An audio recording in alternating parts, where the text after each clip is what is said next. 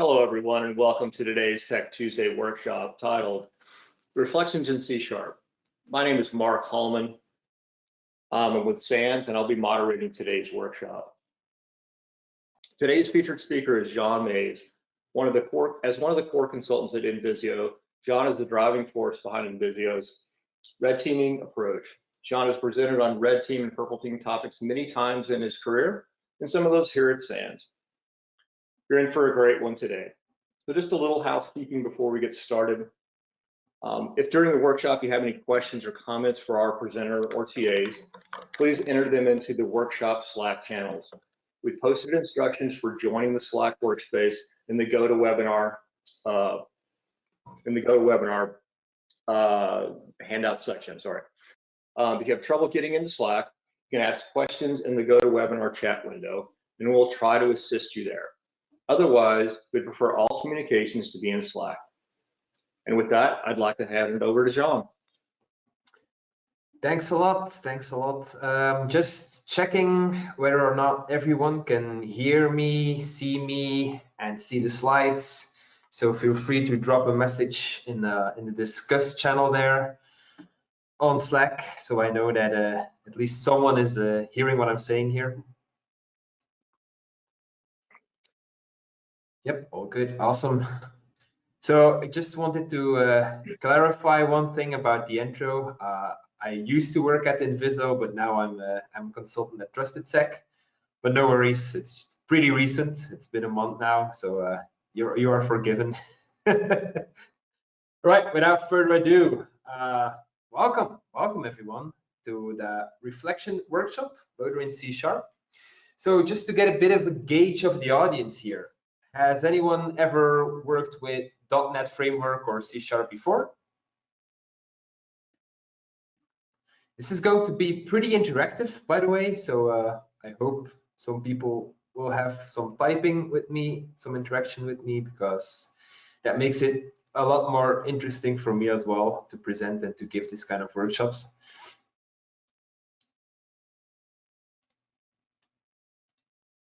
Right, awesome. Let's go over the agenda real quick about what we're actually going to do today. So first, I'm going to talk a little bit about why C#, what's so special about C#, why is C# getting more popular or has become more popular over the years. Then I'm going to talk about reflection, obviously, as that's the title of this whole workshop. So what exactly is reflection? We're then going to create a loader. That's going to be a very proof of concept-y loader. And then we are going to continue expanding upon the core principles of the loader. This is kind of in line with what you would do if you're creating custom tradecraft. So I specifically designed it that way, so you can see a bit how malware designers or custom toolsmiths approach tooling. And then I'm also going to finish off today with some personal thoughts. It's personal about the future of tradecraft and where I see red teaming tradecraft and adversarial tradecraft going in the near future. Keep in mind that's completely subjective, of course, but I think it's a nice finisher of this workshop. So is everyone still awake? Is everyone happy to be here and ready to start coding? Because this is a workshop, so you are expected to be doing stuff. In the general chat, I have posted the Git book. Can anyone confirm that they actually are able to access the Git book?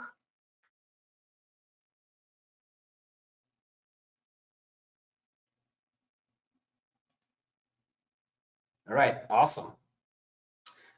Cool. With that said, let's dive into C#. So why C#? I think it's no surprise that prior to C#, PowerShell was actually the king of offensive tradecraft. PowerShell used to be, well, it still is actually very much used for red team operations and adversarial operations alike. If you saw the Conti playbook that was leaked a few months ago now, I guess, You also saw that a lot of command line usage was still being done. There's not that much command and control going on over at Conti. That doesn't mean that no other adversaries are using command and control channels, because they definitely are. But that's a bit off topic here. Let's talk about C#. So it used to be PowerShell. PowerShell was everywhere.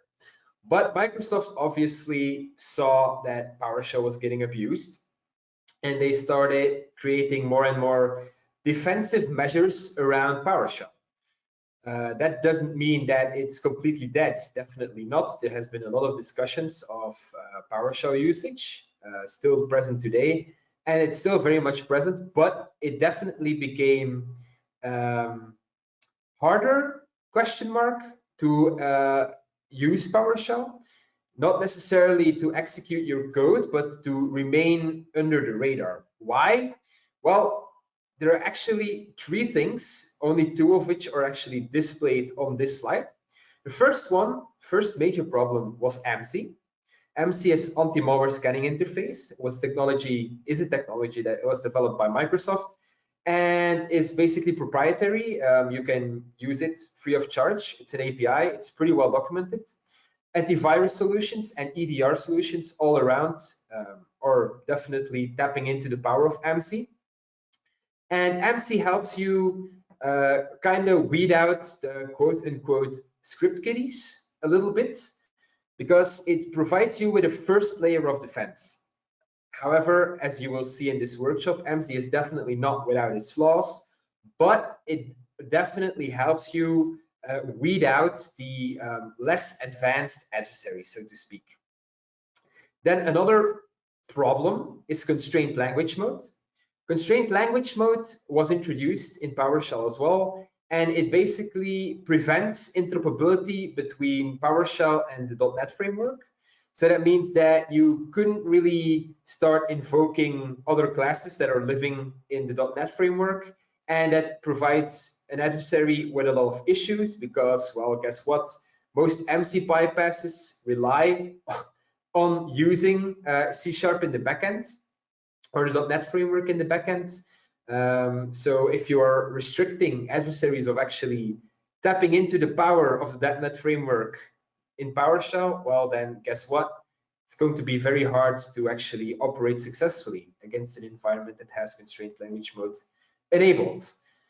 Again, this is a measurement that is there. It's nice. It is not without its flaws. It can be bypassed, but then again, it's a bit defense in depth, so to speak. So probably every single defensive measurement out there can be bypassed given enough time and money, but it's more about layering those defenses on top of each other to actually thwart adversaries from getting into your environment.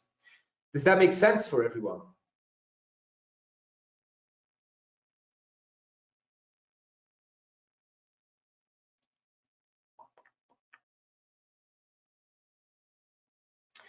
Right, then the final one that is not actually displayed here, but it is mentioned in the last line of the text on the slide, and that's script block logging. Again, this is a defensive, well, not necessarily a defensive measurement, but this is, again, functionality that was added by Microsoft, which allows you to actually enable script block logging, and that will show you actually what is being run on the PowerShell command. That is pretty powerful. Why? Because script block logging isn't just logging everything that is being run, it's actually doing so in plain text. So imagine that you have some obfuscated payloads. Well, the end results of that obfuscation will actually be shown in the script block logging. So it will already be de-obfuscated for you. Is script block logging related to sys1? Not necessarily, Mickey. Those are two separate things. However, they do work together hand in hand, but they are separate of each other. They are not really related. So again, why C#? As I already mentioned, PowerShell used to be king, but little known fact, if you do know it, congratulations. If you don't, well, I'm going to tell you now. PowerShell is actually nothing more than a wrapper around the .NET framework. And the .NET framework is quite powerful. The .NET framework isn't just PowerShell, it's also a lot of other things, but not necessarily all these things that you see, for example, Iron Python, Iron Ruby, Boo. Yes, they use the .NET framework in the backend, but they will require their own interpreter. So if you would code anything in these languages, that would be very nice. You can leverage the .NET framework in the backend, but you would have to have an interpreter on the system as well. It won't be able to just run it, point and click and run it. You need to have these languages installed. But there is a language that is actually bundled in the most up-to-date operating systems, and it's actually C#. C# is there on your operating system. It's there. It's leveraging the .NET framework. So that is actually very interesting for an adversary. Why? Because, as I already said, PowerShell is actually just a wrapper around the .NET framework. C# is also leveraging the .NET framework. So as you can imagine, PowerShell and C# are actually sharing a lot of similarities. And it's very easy to port things from C# to PowerShell. And it's not that easy, but it doesn't take that much work either to port PowerShell into C#. And you will see that in the bonus labs and in the slides as well, once I start talking about interoperability between C# and PowerShell. But it's very, very nice. Now, I think it's quite clear as to why C# is a prime target for adversaries to start leveraging. But what exactly is reflection? And reflection is kind of a bit of a debate. In this slide, I have a wall of text. I'm not going to read all the 3 definitions out loud. They all say pretty much the same thing. DH, so can we say PowerShell is basically .NET from the inside? Yes, definitely. There is actually multiple projects on GitHub that allow you to run PowerShell without using PowerShell. It's basically just the runtime operation or something like that. I don't remember by heart, but PowerShell is basically just a wrapper, and you can use run spaces in C# to actually execute PowerShell code. It's quite nice. If you want, I can link you a nice project that is using PowerShell under the, well, it's using PowerShell without PowerShell. I can link you the project when you are doing an exercise. It's quite nice to see. It's from the folks from Outflank. But back to the slides. So reflection, I have 3 definitions. I'm not going to read them out loud, but they all say pretty much, in other words, the same thing. Reflection is actually the capability of dynamically creating an instance and invoking specific methods from that instance. Now, if this sounds a bit Chinese, don't worry, it will get clear in just a minute once you see a practical example. And the practical example is actually already here. So in this workshop, I'm going to make a lot of Dragon Ball Z analogies. It used to be World of Warcraft, but then Blizzard got some bad PR with their the way they treat females in their company.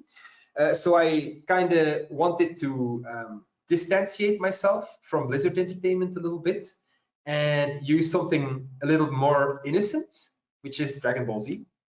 So if you're a fan of Dragon Ball Z, then awesome. If you're not a fan, well, then I'm sorry, but I like Dragon Ball Z, so yeah, you just have to roll with the punches.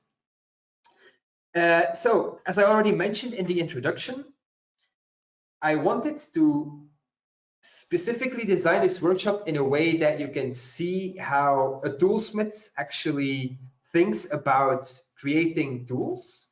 And in my opinion, or my approach to things specifically, of course, no approach is the best approach. You are free to roll your own. But I just wanted to take you a bit behind the scenes on my own thought process in the hopes that it will help you in your endeavors as well to create some custom tooling of your own if you're into that kind of stuff. So what I tend to do when I create tooling is I look at a problem. right? Because you don't create a tool unless you want to solve a specific problem. That problem can be simple or it can be complex. If it's simple, that's perfect. Then it's pretty easy to rapidly prototype a proof of concept and to get something to work. If it's a complex problem, however, I try to look at it as a bit of a puzzle. So I try to take the complex problem and I try to separate the complexity. And I start looking at things individually and try to create something modular. So I will create some baseline or skeleton codes, and then I will start creating modules to solve specific parts of the bigger picture that I try to solve. Does that make sense?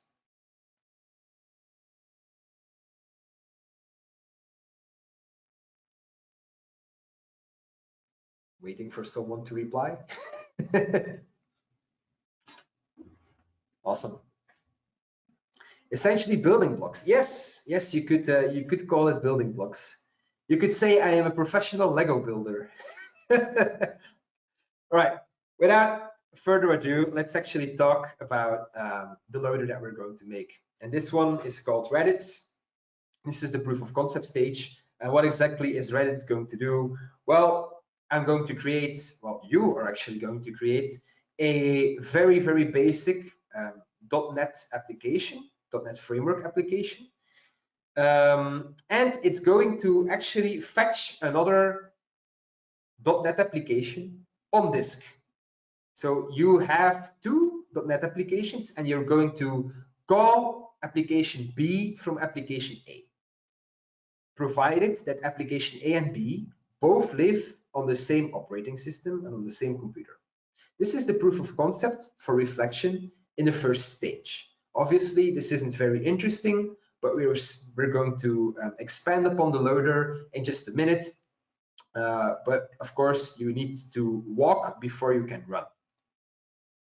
What does Reddit look like? Well, Reddit looks like this. We have a namespace called Reddit. In this namespace, we have one class. By default, it's called program. This program has a method. The method is called reflect. It's void. Void means that it's not going to return anything. And it takes a parameter. The parameter is of type string. What is a string? Well, it's basically characters. It's expecting you to actually create text. It's not expecting you to give numbers. It's expecting you to give text. The parameter is a file path. Then I'm going to use the system.reflection building block in the .NET framework. I'm going to create a new object called assembly. The assembly parameter here is .NET program. So this is my variable. I'm going to call the assembly.loadFile function with the file path parameter as the parameter.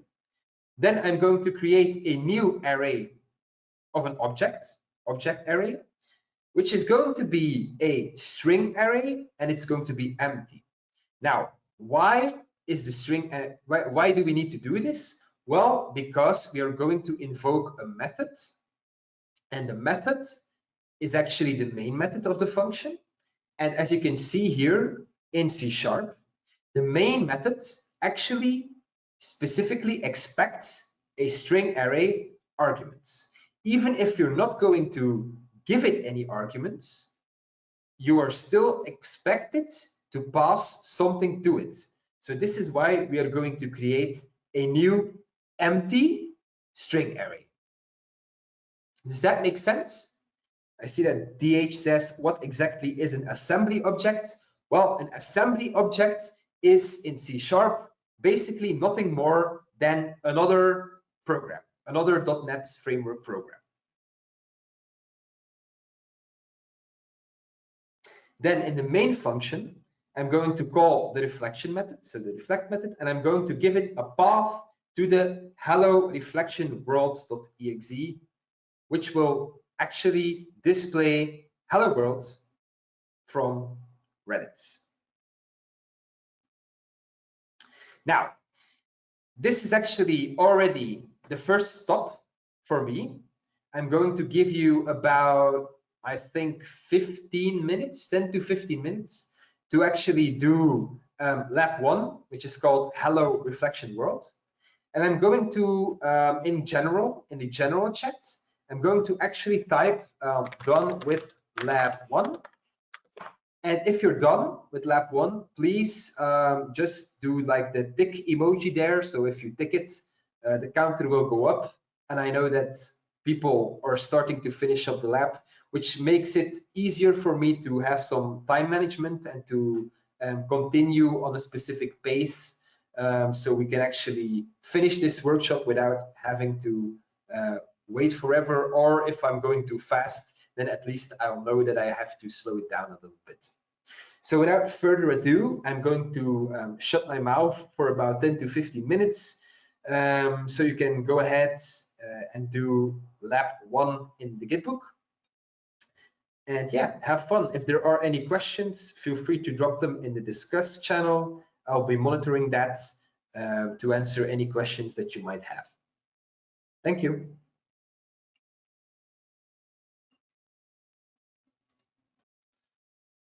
Awesome. All right, cool. So that was the proof of concept stage, right? We created a very basic loader. It's definitely not impressive at all. It definitely has its flaws. The biggest flaw is, Mickey, not really. How is that different than writing system out of print line? Well, Mickey, it's different because you're actually calling the system.out of print line, but you're doing it from another assembly. It was just a very basic proof of concept. You'll see it in just a minute that it's definitely different.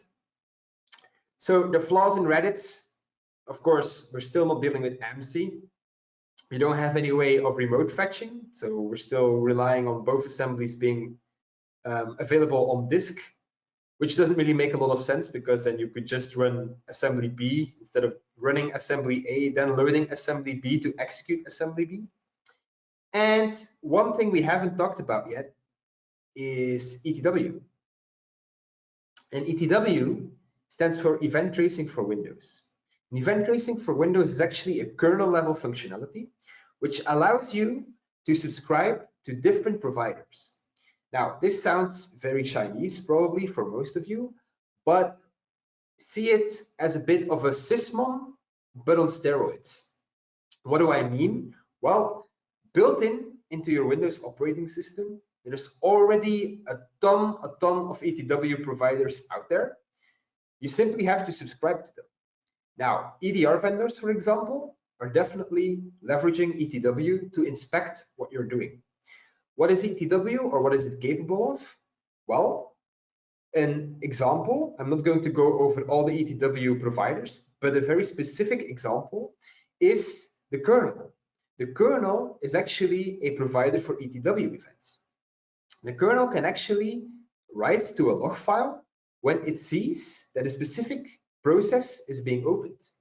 It can also leverage, ETW can also leverage the .NET provider. And the .NET provider can actually show you the runtime name of something that you're loading. So imagine that I am an EDR and I want to check if someone is running Bloodhound. Well, a very trivial detection mechanism would be to leverage the ETW provided for .NET assemblies and actually start filtering for the name and checking whether or not the assembly is called Bloodhound. Now, obviously, this can be bypassed by renaming Bloodhound, but just from a very trivial detection point of view, again, defense in depth, as I already mentioned at the beginning of the workshop, this is a pretty nice detection rule. So as an adversary, you kind of want to get rid of ETW. And ETW can actually be bypassed. And we're going to talk about that in a few slides, actually. But first, we are going to deal with the biggest problem, and it's the no remote fetch. Now, let me introduce NAPA. NAPA is actually the evolution of Reddit. And what is NAPA going to do? Well, NAPA, once again, is a .NET framework assembly or program. But instead of calling assembly B from disk, we are now going to fetch assembly B from the internet. What does that look like? Or what changes in our loader? Well, we get a new function. This function, once again, is of type void. I'm not going to return anything. It takes a parameter called URL. And now I'm going to leverage system.net, going to create a new object of web client. I'm going to call this new web client object client. This is the constructor, new web client. I'm going to specify a byte array. I'm going to call it program bytes. And I'm going to call the web client.download data function with the URL parameter to actually fetch the byte array from the internet. Now I'm going to call assembly.load and give it the program bytes as a parameter to actually create the assembly object. I'm once again going to create the empty object array to actually pass to the assembly that we're invoking. And then I'm going to say .NET program.entry point, which is the main function, 99 out of 100 times, .invoke null parameters. This first null is actually required. It's in the Microsoft documentation. It's just there. It's always null. So null parameters. And that is going to fetch our hello from reflection world over the internet this time and print out again hello from reflection world. Now, obviously, there are flaws in NEPA. What about HTTPS, for example? But we're going to fix that in the next iteration. So it's back to you, back to hands-on typing, hands-on coding. This is actually lab 02, which is called, lab 02 was creating the Redis loader. That one is actually what you should have been doing, not just the hello from reflection world, but I'm going to give you more time to actually do lab 2 and lab 3 together, because it's actually already on lab 3 that we should be finishing on this slide. So don't worry if you haven't done creating the Redis loader yet. We're actually going to do lab 2 and lab 3 together, and I'm going to give you about 20 minutes for that one. All right, so as I stated, NEPA is obviously, again, flawed. We fixed the issue of fetching from disk. Now we actually have capabilities kinda of fetching over the internet, but a question still remains. What about HTTPS? Because right now we only support HTTP. If we would fetch over HTTPS, it would break. That's not all though. That's not all that's going wrong here. There's another problem. What about a 404? What if we try to fetch something that doesn't exist? What if we try and specify a location and we made a mistake? Then our program currently is going to crash. It's not going to do error handling. It's simply going to crash. It's not something we want during an operation, especially not if we're trying to stay under the radar. We don't really want a user to see a program crashing, do we? So let's see. We have HTTPS, but 404, well, guess what? It worked fine in dev. It's the ops problem now. Yeah, well, not really. It's our problem. We are the programmers, so we're trying to fix this. Of course, the well-known problems of MC and ETW still present here as well.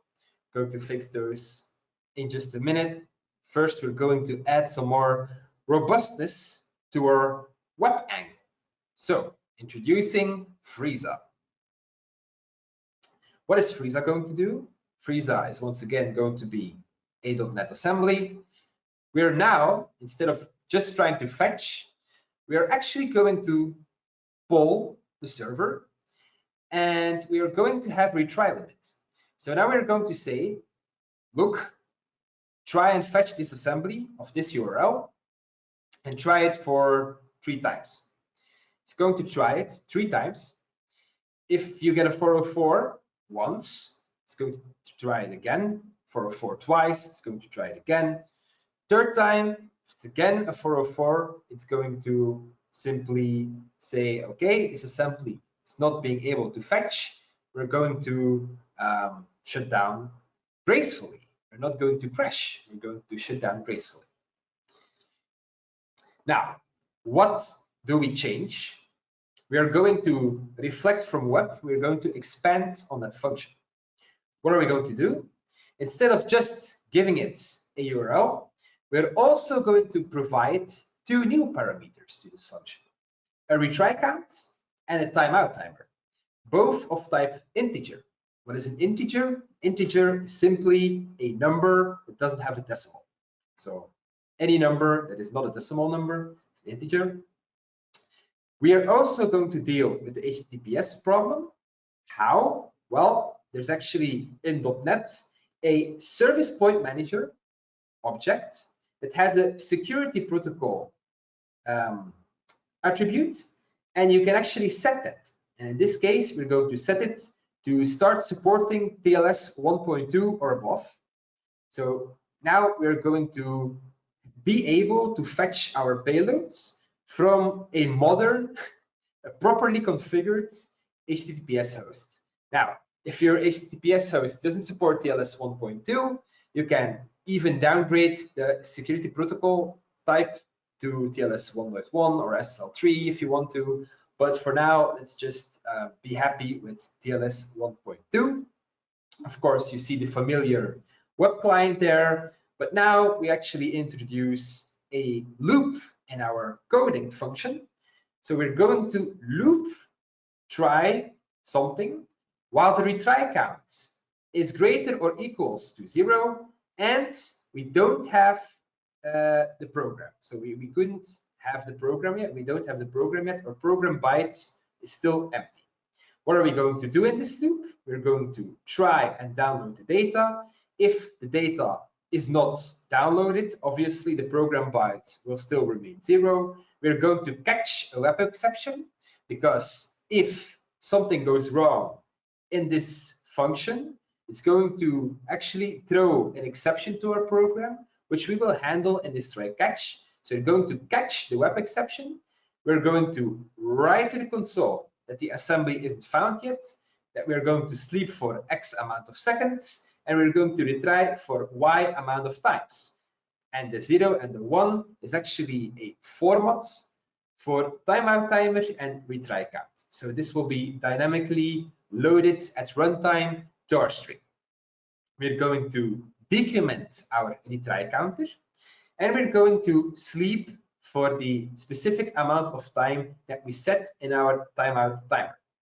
Now, does this make sense for everyone?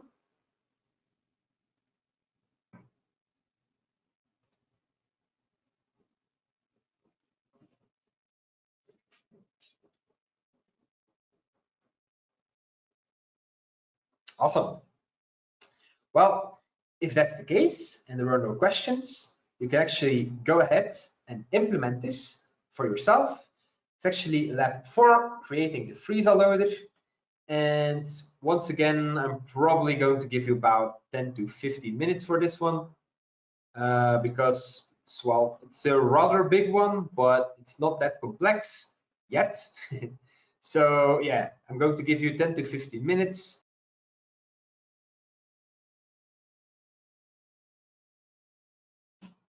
So typically what I would do while you're working is I would tell you a joke about UDP, but you probably wouldn't get it.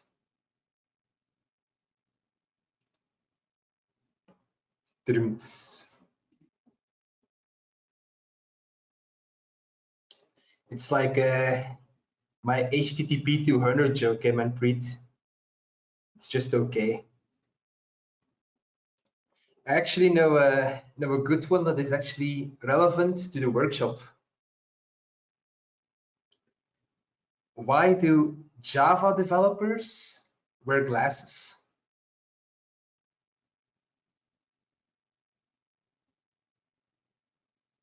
Because they can't see sharp.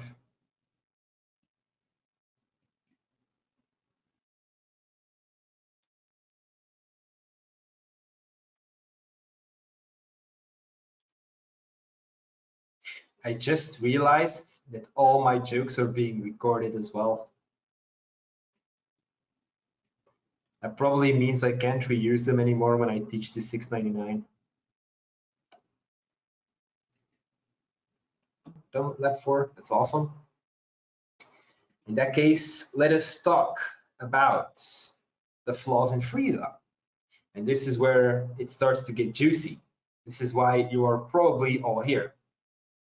So we now fixed our 404 issue by doing retries. We also don't crash anymore because we actually have a try catch statement. So we're now correctly dealing with exceptions. But this still is a nuisance, right? MC, ETW, still annoying, still not fixed. We didn't bypass it so far. So we come at a crossroads. Why? Why are we at crossroads? Well, because from a development perspective, we are now faced with two options. Which two options? Well, we either decide to build bypasses into our loader. That means that they will be shipped with our loader itself. Or we can use a remote bypass. So we can do some reflection shenanigans to bypass it remotely. There are pros and cons to both approaches. The significant con on building the bypass into the binary itself is that there's a chance that your binary will get detected because the bypass is in there. Now, it's probably not a good bypass, right? True. But then again, you never really know for sure what you're facing unless you have a gazillion dollars and have a lab environment with all EDRs known to man, and you start testing your payloads on those systems. It's probably impossible for you as a regular person to know what you're facing, unless for some reason you actually have some intelligence already, you did some proper reconnaissance, and you know which EDR they are facing, and you happen to have enough money to purchase that EDR as well, then good for you. But there will be chances, there will be opportunities where you will face a client or an environment that has an EDR that you either don't know, haven't faced before, or you can't purchase because they simply won't allow you to buy it. Yes, I had that problem before. So the better option would be a remote bypass. But the significant con on a remote bypass is, what if you can't reach your bypass? If you can't reach your bypass, it won't be loaded.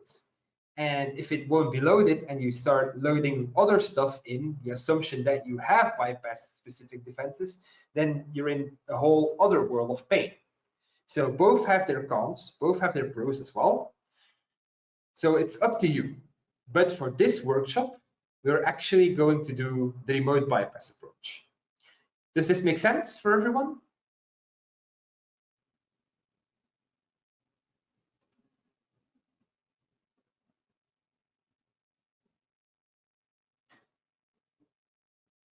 Right.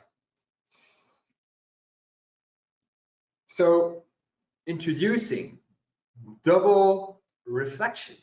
What does it mean? Well, we still have our C# binary.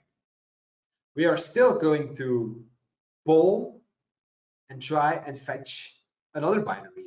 But this time, we're going to first try and fetch an ETW and MC binary and patch it to reflection.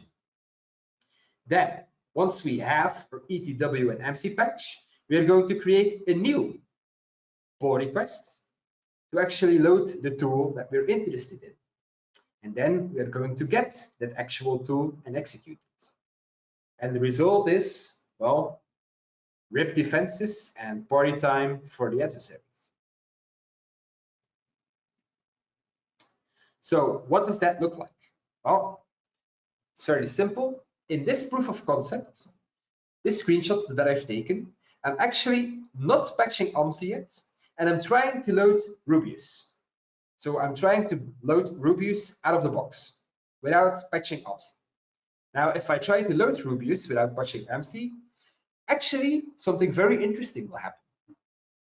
Your Defender, at least if you have vanilla Defender, I'm not talking about Defender for endpoints, that's the EDR solution, that's a completely different animal.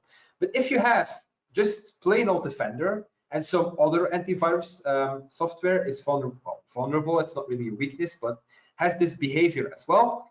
It's not going to actually trigger an alert. It's not going to show you that familiar a virus has been found pop-up, but it's still going to block your assembly from being loaded. So it's actually a silent alarm. It's quite interesting. I thought that was pretty weird behavior because you would expect that MC pop-up to actually show, but it doesn't. So yes, you will see that you couldn't load the file or assembly, blah, blah, blah, blah. This is typically an indication that MC screwed you over and that you will have to patch it before actually loading the assembly that you're interested in. Now, pre-ETW patch, this is actually a screenshot from Process Hacker 2, which has a ETW subscription running when you are running Process Hacker 2. It's the .NET assemblies. You can actually see the app domain, what is getting loaded inside of it. And you'll actually see that if you patched MC, but you didn't patch ETW, Rubius will show up there. That's obviously an indicator of compromise, and we want to get rid of that as well. So what do? Well, if we actually launch our double reflection, so we have here hit a key to start evasion. That's actually the AMSI patch. Hit a key to start no more tracing. Well, it doesn't say hit a key, but if you hit it once again, you'll see no more tracing. This actually means that you're going to patch ETW, no more AV, it's patching MC. So you're going to first patch ETW. Why? Because if you patch ETW first, it's not going to see that you're going to load the MC patch. Kind of makes sense. So patching ETW first, then patching MC, then you'll be able to load Rubius, no problem, through reflection. And if you see, once ETW is patched and you go to the process hacker again, you'll actually see that it's unable to start the event tracing session. Why? Because we simply denied the event tracing session from loading in the first place. So this is an indicator that ETW is actually patched. So as you can see, pretty cool stuff. And you'll actually implement it for yourself now in lab 5. Yep, lab 5 is, I solemnly swear I'm up to no good. And we're going to tie that together with lab 6, which is tying it all together. So those two together, it's actually a double lab. So I think you're probably going to need about 20 to 25 minutes to do both of them. The tying it all together is quite an easy lab, but the AMSI and ETW patch is complex if you have never done it before. So feel free to take a good look at what we're actually doing.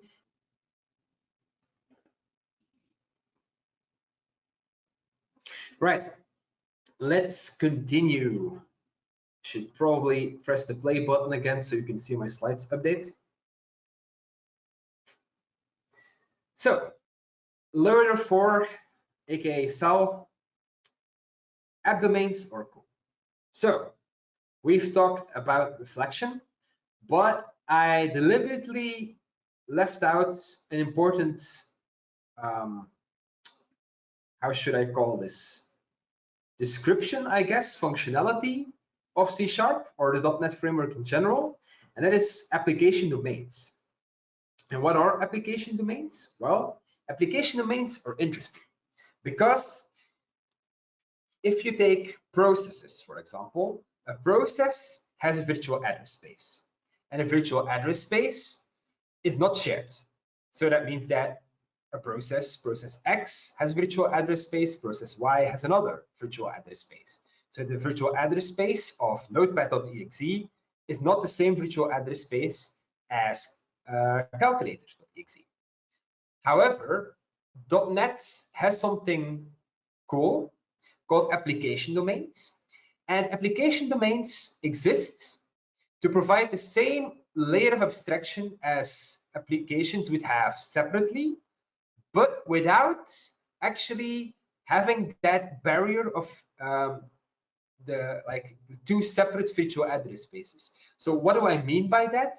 An app domain is actually able to load several applications into itself and have those application domains isolated, but still run in the same virtual address space as the application domain itself. Now, if this sounds a little bit Chinese, once again, don't worry about it, because we're going to see an example in just a minute. But this is kind of cool. Why? Because it gives us the flexibility if you want to create a reflective loader that is capable of running multiple assemblies and without having to actually start our reflective loader again. We can simply unload the application domain, load a new application domain, load an assembly in that application domain. After we're done with it, remove the application domain again. It's quite interesting, quite nice. And another thing we can do with application domains is we don't necessarily have to tear it down. So if we want, we can create an application domain and have it in the background forever while our project is running. That means that if I, for example, want Rubius, because we have been discussing Rubius for the entire workshop, if I want Rubius, I can load it into my assembly, into my application domain, can load it in once, so I have to fetch it over the internet, for example, once. But once it's in the application domain, and I don't destroy that application domain, it still resides in memory. That means that if I want to invoke a function from Rubius, I don't have to refetch it again because it's still in my memory. Does that kind of make sense? If it doesn't, don't worry. I'm going to show you a practical example in just a bit. So what does app domain creation look like in C# in code? Well, here we have a new class. This is actually important. We have a new class. It's public. So it's not just class. It's not a private class. It's a public class. I call it, in this specific case, worker. And it's going to inherit from the Marshall by ref object. Now, this looks kind of fishy, but this is actually legitimate Microsoft documentation. I didn't invent this. If you Google application domain, MSDN, Microsoft documentation, you will find a walkthrough, you will find a tutorial written by Microsoft on how you can leverage application domains. So this is basically copy-pasted from the MSDN. Super nice. So what do I do here? The public class worker Marshall by ref object is enabling access to objects across application domain boundaries in applications that support remoting. Now, this sounds rather complex, but what do I actually do? Well, I'm going to create an application domain. So app domain, I'm going to call it Namek. That's the variable. App domain dot create domain. So a function from app domain called create domain. It takes a parameter. The parameter is actually the name of the application domain. I simply call it Namek here. Then after this app domain is created, we are going to create a new worker object. We call it remote worker. And we're going to say create instance and unwrap, blah, blah, blah, blah, blah, blah, blah. This is actually nothing more than instantiating the application domain and actually doing something in the application domain. So as you can see here, we actually changed the logic. So the reflect from web doesn't reside in program anymore. It now resides in the worker class in the application domain. So that means that now the remote worker actually has the reflect from web function. Why? Because remote worker is actually this class, and we shifted the logic from program to the worker. So that now means that this application domain has a function, reflect from web. So now we can actually call an assembly in a separate application domain. We can then do something with it. And if we're done with it, we can simply unload the application domain. Now, it should be noted that there is no way to unload an assembly. You cannot just simply unload an assembly. You will have to unload the entire application domain that the assembly resides in. But as I already mentioned, you can have several application domains in the same assembly. So this is actually nothing more than a logical container. So you can just throw it away, spin up a new one, without having to start your base process. So this specific example, we just simply reflected from web the hello reflection world. We're going to unload it. We're going to create a new app domain, snakeway. In this new app domain, snakeway, we are going to load a bamboozle, mscorelib.exe. I'm going to explain why I call it a bamboozle in just a minute. And after the mscorelib.exe is loaded, we are going to load Rubius. Now, if you have paid close attention, you can already guess what this mscorelib.exe actually is. This is actually the name of our ETW and MC bypass assembly. So after the ETW is bypassed, after MC is bypassed, we call the Rubius executable. And after that, if we're done with it, we're going to unload it again. And everything is going to be done within the same runtime. So we only have to launch our application once. And during the runtime of the application, we actually start interacting with applications domains, start loading and unloading different moving parts. So what does that look like in ETW? So imagine that we don't patch ETW. I specifically didn't patch ETW here so you can actually see what's going on. We create an app domain Namek, hello from reflection world. So what can we see here? We actually have our app domain cell.exe. That is a core app domain. That is an app domain that is always created at runtime. You don't have to create it yourself. It is simply created for you. But you see that there's another application domain called Namek. So that's the one we created. And in that application domain, you actually see that hello reflection world is actually loaded in that application domain. So after we unload it, we actually load a new application domain called snakeway. And as you can see, snakeway is indeed loaded. And you can see mscorelib is actually loaded here in this application domain as well. And now you can actually see what the bamboozle is if you pay close attention. Can anyone tell me why I would call my MCN ETW bypass executable mscorelib? Does anyone have any idea? It's an open question. I'm always interested to see if everyone is still paying attention or not.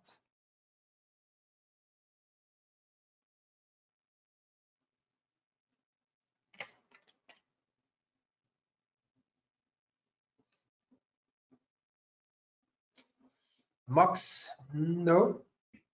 Close though, close, but it's not a lol bin. Ah, Nicolas, yes, it's already loaded in the .NET binary. Now, if you paid close attention throughout the presentation, and if you have seen all the screenshots, you actually see that there's always a shared domain. And that shared domain has mscorelib, the legitimate mscorelib, loaded into it. So an untrained analyst that is not specifically looking for this won't see that this is something malicious, because the mscorelib is always loaded by a .NET binary. However, an indicator of compromise here is this. If you pay close attention, you'll see that the legitimate mscorelib is actually backed on disk. What do I mean by backed on disk? I mean that you'll actually see that there is a path that is actually specified to a file on your operating system. But our reflectively loaded mscorelib, of course, doesn't have that luxury. You'll see that it's simply path, I don't know, mscorelib. Best guess. Where does it come from? No one knows. So that being said, you can actually go ahead and try this out for yourself by creating Cell, which is lab 7. It's the final guided lab. Then there are 2 bonus labs if you want to play around by yourself. The solutions will not be provided for that one, but it's a nice challenge if you want to tackle it. But for now, focus on lab 7, creating cell. I think this is not going to take you that long, probably about 10 to 15 minutes at most. So go ahead, feel free to do that. And then I'll finish off the lecture with some future tradecraft, what I think at least what future tradecraft will be like. And yeah, thanks for joining so far. I hope you're having fun, and talk to you in a bit.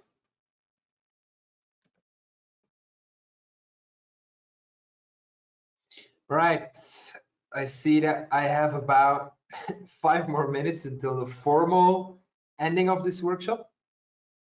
So with that being said, I'm just going to finish off with some closing thoughts. I will probably be hanging around a little bit longer after the workshop is done to answer any additional questions if you have them.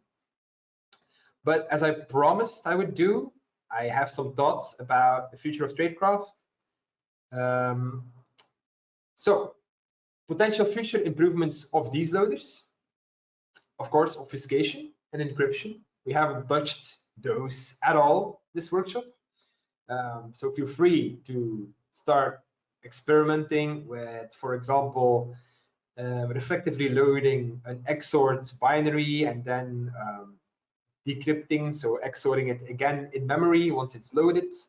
That's stuff you can do. You can do some obfuscation, of course, as well. So renaming the function names, renaming the parameters, for example. Those are all definitely things you can do. And here is a potential implementation of this technique, but I noticed that my animation logic is broken, so I'm just going to have them let them reveal all at the same time. Too bad. I need to fix that on the slides. But anyway, feel free to continue along here. So imagine that I have a victim machine, right? And I want to load Mimikatz, Sharpcats in this example, because it needs to be a .NET framework binary for reflection. So guess what? Mimikatz has a C# port. It's called Sharpcats. So I have remote code execution on the system. I say, look, I want Sharpcats. So I say, please compile Sharpcats. And here are some potential encryption keys. Now, because I am on this operating system, I can give it some environment variables. What can I do? I can, for example, say, look, this is the domain name. Look, this is the user that I'm in. Look, this is the internal IP address. There are a ton of different variables that I could simply send to my build server and use any of those as an encryption key. So then my API basically receives this request, and it's going to fetch the tool from GitHub. So it's going to fetch it from GitHub or from a private repository. It could potentially already be obfuscated for you. So you can have a CI/CD obfuscated pipeline repository somewhere. It's going to fetch it for you. Then it's going to apply the obfuscation and the encryption for you. The encryption will be based on the environment variables that you fed it. Then it's going to send it back to you in obfuscated and encrypted form. And then you can actually start brute forcing the decryption. Why can you start brute forcing it? Well, because you actually know the potential keys that it has, because you sent those keys. And that means that you don't have to hard code the decryption key in your source code. So that is quite nice. You could have it specifically bound to that host. So that means that if for some unearthly reason you triggered incident response, it's going to get hard for an analyst to actually start making sense of what you're trying to do, because he or she would have to set, for example, their IP address to spoof the internal IP address of the host that you infected. So you're actually making it harder for analysts to start reverse engineering your payloads. By the way, C# is notoriously easy to reverse engineer. there are tons of tools out there where you can basically just see the source codes. So if you have a compiled binary, compiled.NET binary, and you have the NSPY, for example, installed, you can just open the binary in the NSPY and you will just see the source code. So that is why obfuscation is definitely a lifesaver there as well. Mickey, how would we pass parameters to reviews? Well, during the workshop, we actually always had the empty parameters. Let me see if I can show it to you. Yeah, so here you can see that objects array parameters new string null. Well, you would replace the null with the string value of the parameter that you actually want to pass. Does that make sense? Yeah, no worries. All right, back to where I was. So this was the bamboozle, but I already spoilered it for you guys. So that MS Code lib trick, it's quite a nice one if I say so myself. And here is another interesting thing that I wanted to discuss. It's the interoperability between C# and PowerShell. .NET, it's the gift that keeps on giving. So what can you do? Well, as I said, PowerShell is just a wrapper around the .NET framework. So you could just provide source code, C# source code, to PowerShell. And you do that using the $, which is a variable declaration in PowerShell. In this case, I created a variable called nice try Microsoft, and then equals to the @ quote. Then you give it the source code, but pay attention. Here I left out the namespace. So normally in C#, if I go back, you'll see that you can see it here. I have to go back even further. Here you go. You see that Reddit's, for example, it has this namespace, right? So I just removed the namespace and the quotes that are containing the namespace. But everything else is just plain old copy paste. So plain old copy paste. So you can see this is definitely C# source codes. Then I say add type, and add type the variable that I declared, in this case, nice try Microsoft. And after that, what I basically have now is I have a new assembly in memory of PowerShell.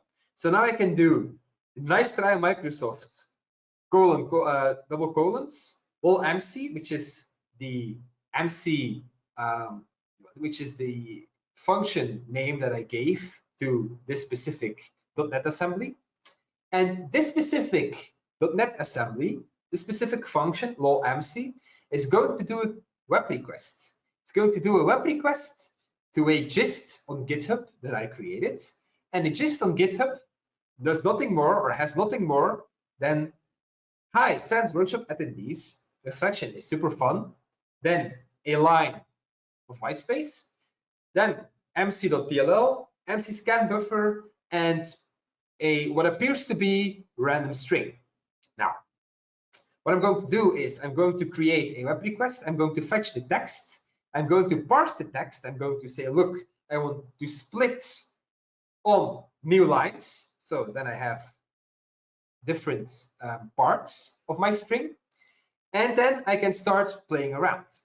I can say, look, I want to actually load the library. Which library? Well, amc.dll. I want a get proc address for which function? Well, amc scan buffer. And guess what? The amc patch is basically this base64 encoded string.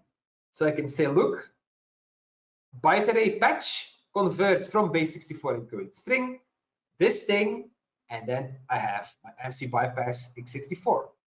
So if I then do that and I do AMSI scan buffer, guess what? It's not recognized anymore. Whereas if AMSI would still be initialized and you do AMSI scan buffer, you're going to see that it's getting blocked by malicious content, for malicious content. So I'm not sure if I can actually show it to you live. Can you now see a PowerShell prompt? Can anyone confirm? Okay. So if I would type AMSI scan buffer,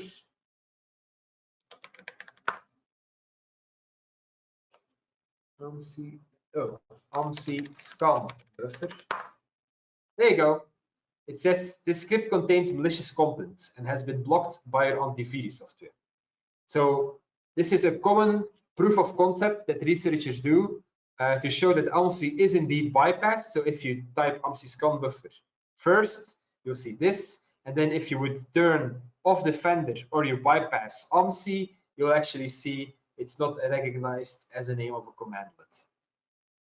So this effectively bypasses AMSI without any obfuscation. I didn't do any weird shenanigans here. It's pretty clear text, but it's still a very effective AMSI bypass in PowerShell. So you very much see when researchers are doing AMSI bypasses nowadays in PowerShell, it's a super encoded string, like Jesus, it's not even human readable anymore. Why go through all the trouble? Just use reflection. It's the same thing, it's way easier. There you go. That is the first method, but there's actually a second method as well. Here you can actually see the real wrapper, so you can actually see that I'm not lying to you. New object, net.webclients. Net.webclients. Well, that certainly looks like a web client in C#, doesn't it? And here you actually have between brackets system.reflection.assembly. Where have we seen that before? It's basically the same thing as we do in C#. Then you have this loads. That's actually assembly.load. That's actually the thing that we did in our C# code as well.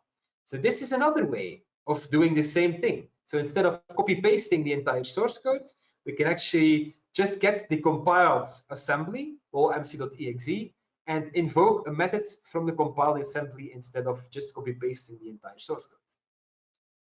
So I hope this makes sense. I hope that you can see the power of C# and the interoperability between C# and PowerShell. And I hope you'll have fun creating your own custom tooling with the newly gained knowledge that you have, well, gained from following this workshop. As for the future of tradecraft, well, the whole scenario that I sketched out is actually not invented by me. It's actually already talked about by a consulting firm called MDSec, which is a UK firm. And actually, I think it was 2 or 3 years ago now already, Dominic Shaw, which is the CEO, gave a talk on XIVCon about operating red team operations against modern endpoints or something like that. And he basically talked about Covert Toolsmith, which is an internal tool that they never released, even though he said he would open source it at some point, which is doing almost exactly the same thing as I already described. So it has the C2 client, it has an API, and it's going to dynamically fetch, build, compile, and encrypt binaries on the fly based on environment variables found on that specific infected system. Now, future of tradecraft. I don't know if you saw the infosec drama on social media between Nighthawk, which is the C2 that MDSec recently launched, and Brutradle, which is a framework that was already launched a few months back or even a year ago now. I don't know exactly when it was released. But from that drama, some nice open source tooling became a thing, became available to the public. And so shout out to Marius. If I butchered your name, I'm sorry. He created proof of concepts for a full heap encryption method and proof of concept for stack spoofing. So I think that C# will definitely be still viable, but I think that well, native is still going to be the winner in the end, because well, you can just do so much stuff with native things that you simply, well, you can do with C#, but you will always have some indicators of compromise. So like, for example, like function hashing is extremely simple to do in C#, in C, but not as trivial to do in C#. So yeah, I think native is definitely the way to go further, and some new exotic languages that are simply not as widely used yet, so they are not as prone to detections yet, such as NIM, Rust, Go, to some extent, but Go has extremely large binaries, so I don't know how feasible that really is in operations. But yeah, that is a bit in a nutshell what I think about the future of tradecraft. So I think that C2s will definitely still have a spot, but I think that the C2s that have implants written in C will have an edge to implants written in C#, for example. So that concludes my lecture part. I am, and I was, your instructor. I'm Jean-François Maes. I'm an instructor for SANS, obviously. The 699 is what I teach. So if you're interested in purple teaming, follow the course. It's awesome. You can have a sweet coin as well. On top of my SANS work, I am a senior consultant for TrustedSec. So not Inviso anymore. I recently switched to TrustedSec. And yeah, if you want to follow me around on socials, I'll post them in general. So there you go. These are my socials, my GitHub, everything. If you like the workshop, feel free to tweet about it. It's always fun to see what you think about these things. Yeah, I hope you enjoyed. And with that being said, I wish you a pleasant morning, evening, afternoon, depending on where you are in the world. And yeah, thank you very much.